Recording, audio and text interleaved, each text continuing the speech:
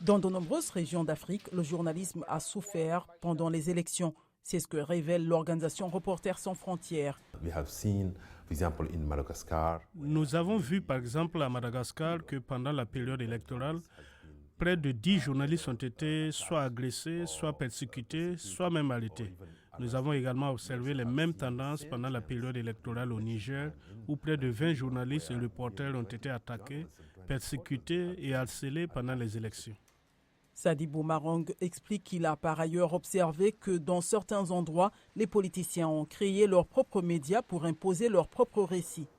Des restrictions à l'accès à l'information ont été constatées dans la région du Sahel.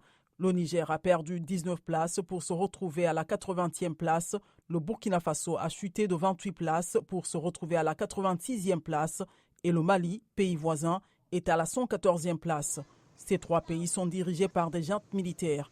Au Burkina Faso, il n'y a plus de médias internationaux, il n'y a plus de reporters internationaux ou de correspondants internationaux. C'est aussi le cas au Mali et c'est aussi le cas dans le dernier pays de la junte, c'est-à-dire le Niger.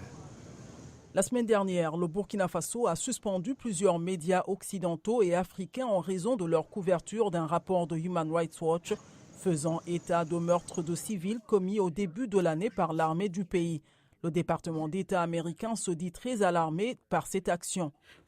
Beaucoup trop de gouvernements ont recours à la répression pour faire taire la liberté d'expression, en particulier à l'encontre des journalistes et des organisations qui font simplement leur travail. En Afrique de l'Est, l'Érythrée occupe la dernière place en classement en étant 180e.